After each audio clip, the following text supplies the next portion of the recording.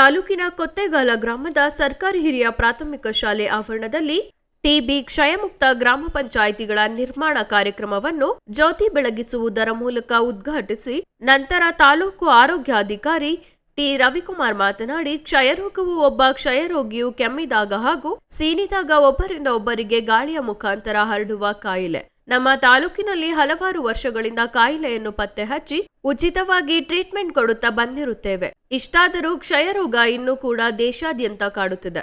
ಕ್ಷಯರೋಗವನ್ನು ಕೊನೆಗೊಳಿಸುವುದು ನಮ್ಮ ನಿಮ್ಮೆಲ್ಲರ ಜವಾಬ್ದಾರಿಯಾಗಿರುತ್ತದೆ. ಆದ್ದರಿಂದ ಸರ್ಕಾರವು ಕ್ಷಯರೋಗವನ್ನು ಮುಕ್ತಗೊಳಿಸಲು ಗ್ರಾಮ ಪಂಚಾಯತ್ ಮನೆ ಬಾಗಿಲಿಗೆ ಬಂದು ಕ್ಷಯಮುಕ್ತ ಗ್ರಾಮ ಪಂಚಾಯಿತಿ ನಿರ್ಮಾಣ ಮಾಡಲು ಹಮ್ಮಿಕೊಂಡಿದೆ.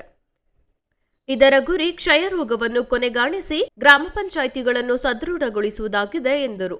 ನಮ್ಮ ತಾಲೂಕಿನಲ್ಲಿ ಕ್ಷಯಮುಕ್ತ ಗ್ರಾಮ ಪಂಚಾಯಿತಿಗಳನ್ನಾಗಿ ಮನುಗನಹಳ್ಳಿ, ಕೊತ್ತೆಗಾಲ ಹಾಗೂ ಹಲಸೂರನ್ನು ಆಯ್ಕೆ ಮಾಡಿರುತ್ತೇವೆ. ನಮ್ಮ ಆರೋಗ್ಯ ಇಲಾಖೆಯವರು ಪ್ರತಿಯೊಂದು ಮನೆ ಭೇಟಿ ಮಾಡಿ ಮನೆಯಲ್ಲಿ ಯಾರಿಗಾದರೂ ವಾರಕ್ಕಿಂತ ಹೆಚ್ಚು ಕೆಮ್ಮು ಇರುವವರಿಗೆ ಕಫ ಸಂಗ್ರಹಿಸಿ ಪರೀಕ್ಷೆಗೆ ಒಳಪಡಿಸಬೇಕು. ಕ್ಷಯರೋಗ ದೃಢಪಟ್ಟಲ್ಲಿ ಉಚಿತವಾಗಿ ಚಿಕಿತ್ಸೆ ನೀಡುವುದಲ್ಲದೆ ರೋಗಿಗೆ ಮಾಸಿಕ 1000 ರೂಪಾಯಿಗಳನ್ನು ಅವರ ಪೋಷಣೆಗೆ ನೆರವಾಗಿ ಅವರ ಖಾತೆಗೆ ಜಮಾ ಮಾಡಲಾಗುವುದು ಎಂದರು. ಈ ಸಂದರ್ಭದಲ್ಲಿ ಅಧ್ಯಕ್ಷ ಚಿಕ್ಕರಾಜ ಶೆಟ್ಟಿ, ಉಪಾಧ್ಯಕ್ಷೆ ಶ್ರೀಮತಿ ವಿಮಲಾರವರು, ಸದಸ್ಯರಾದಂಥ ಶೋಭಾ, ಪಿಡಿಒ ನಾಗೇಂದ್ರ, ಆಶಾ ಕಾರ್ಯಕರ್ತರು ಹಾಗೂ ಸಾರ್ವಜನಿಕರು ಹಾಜರಿದ್ದರು. ಈ ಕೊತ್ತೆಗಾಲ ಗ್ರಾಮ ಪಂಚಾಯತಿಯಲ್ಲಿ ನೀಡ್ತಾ ಇದೆ.